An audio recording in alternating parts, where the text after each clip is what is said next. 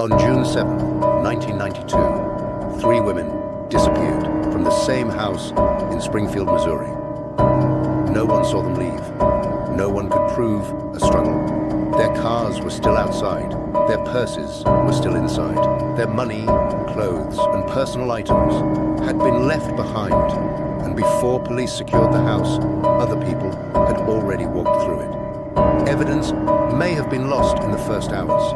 More than 30 years later, Sherrill Levitt, Suzie Streeter, and Stacy McCall are still missing. This is the Springfield Three case, and it remains one of the most disturbing unsolved disappearances in America, because the mystery is not where they were last seen. We know that. The mystery is what happened inside that house.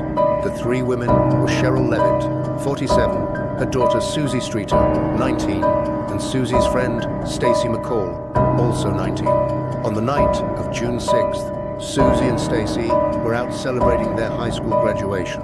They went to parties. They moved between locations. Late that night, they changed plans. Instead of staying somewhere else, they went back to Sherrill's house. That decision may have changed everything. Because it happened late, fewer people knew where they would sleep. If this crime was targeted, the offender either already knew the house mattered, learned about the plan quickly, or knew the women well enough to predict where they would end up. By the early hours of June 7th, all 3 women were inside the house. By morning, they were gone. That alone is difficult to explain. But what happened next made the case worse. Friends and family came looking for them. Before police arrived, people entered the house. They moved through the rooms. A broken porch-like globe was reportedly cleaned up. Some may have answered phone calls. That was a normal reaction. It was also a disaster for the investigation. Because once a scene is touched, walked through, and partially cleaned, it is never the same again. And in this case, the first look at the house may have been the most important. When investigators examined it, the scene looked wrong, but not violent. There was no sign of a normal departure. The women's purses were there, their cars were there, Sherrill's dog was still inside. Makeup and clothing suggested the girls had settled in for the night.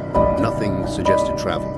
Nothing suggested planning. The house did not look abandoned. It looked interrupted. That is a major difference. People leave houses. Victims are removed from them. This house looked like the second kind. There was also no clear sign of forced entry. No broken door. No damaged lock. No obvious sign of a violent break-in. That narrowed the possibilities immediately. Either the offender was known to them, the door had been left unlocked, or someone got inside through deception. And that leads to the hardest question in the entire case. How do you remove 3 women from one house? 1 victim is difficult enough. 3 is something else. 3 victims mean more chances for noise, more chances for resistance, more chances for a mistake, unless the offender gained control. Fast. That is the key. The most likely explanation is immediate control through timing, familiarity, and a weapon. If the offender arrived late, the women would have been tired. If he was known to them, the door may have been opened without fear. If he showed a gun in the first seconds, resistance would drop immediately.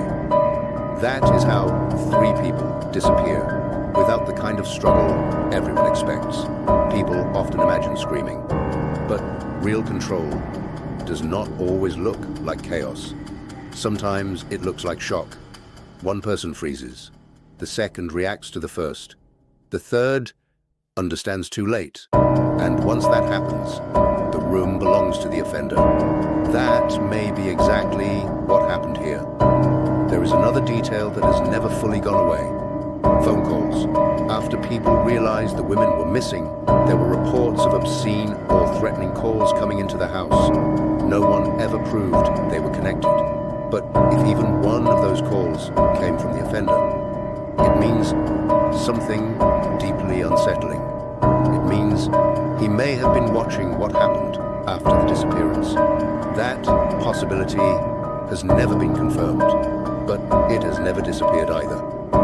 Now go back to the night before. Suzie and Stacy had been seen at multiple graduation events. Their movements were not hidden. People knew where they had been. Some may have known their plans changed. That matters, because if someone followed them, the crime may have been opportunistic. If someone already knew where they would end up, then it was something else. The first major theory is the simplest. The offender was known to one or more of the women. This theory remains strong for one reason. It explains the door. A familiar person at the house late at night does not always trigger alarm. People open doors for people they know. They talk first, they hesitate. That hesitation gives an offender everything he needs. If the women knew him, even slightly, he may have been inside before they understood the danger. The second theory is deception. The offender may not have been known personally. He may have used a reason to get the door opened, a request for help, a warning, some false urgency. That is possible, but opening the door is one thing. Controlling 3 women is another. That still requires confidence, speed, and force. The third theory is that Suzie was the real target. This theory has followed the case for years. If the offender came for Suzie, then Stacy and Sherrill became witnesses, and witnesses become part of the crime. That would explain why all 3 vanished. Over the years, police examined several men connected to Suzie. Some had criminal backgrounds, some raised suspicion, but suspicion is not proof, and no one was ever charged. The fourth theory is opportunistic predation. A predator sees the women, follows them, identifies the house as vulnerable, acts fast. Possible? Yes, easy. No. A stranger has to get inside, gain control, and remove 3 women without creating a strong witness trail. That is why many investigators still come back to familiarity, at least partial familiarity. The house itself supports that idea. It was not publicly described as wrecked or blood-soaked. There were no clear public signs of a violent battle. Instead, the scene suggested speed. The women were gone. Everything else was still there. That kind of scene often points to sudden control, not prolonged struggle. One small detail keeps coming up in this case. Sherrill's cigarettes were left behind. That sounds minor. It is not. People do not usually leave routine items behind unless they expect to come back quickly, or they are not making the decision at all. That is why the house feels so wrong. It does not feel like a place they left. It feels like a place they were taken from. There is also a darker possibility. Did the women even leave the house alive? Publicly, the case is treated as an abduction, but investigators cannot rule out a second possibility, that fatal violence happened there or nearby, and the bodies were moved. That theory is harder to prove, but the absence of public blood evidence does not eliminate it. Still, both scenarios are hard. Moving 3 live victims is difficult. Moving 3 bodies is also difficult. That is why the case stays open. Every explanation solves one problem and creates another. Over time, the case collected rumors. Burial sites, confessions, parking garage theories, psychics, speculation everywhere. But rumors do what they usually do. They create noise. The strongest facts are still the simplest ones. 3 women were inside one house late at night. By morning, all 3 were gone. Their cars remained. Their purses remained. There was no clear forced entry. And the scene may have been compromised before police ever saw it properly.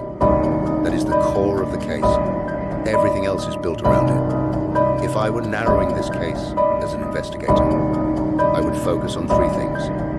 Entry. Who could approach that house late at night without causing immediate fear? Control. Who could dominate 3 victims in seconds? Removal. What vehicle, route, and timing would allow 3 women to disappear without creating a strong witness pattern? Those are the real questions, not the loud rumors, not the dramatic claims. Those 3 Because if this case is ever solved, it will likely come from one of them. The Springfield Three case remains haunting for one simple reason. The women made it home. They got inside. The night should have ended there. Instead, that house became their last confirmed location. More than 30 years later, Sherrill Levitt, Suzie Streeter, and Stacy McCall are still missing. No one has been convicted. No theory explains every detail cleanly. And whatever happened inside that house likely took only minutes. But those minutes have lasted for decades. If you want more unsolved disappearances and real cases told through evidence, behavior, and investigative logic, subscribe to Midnight Files.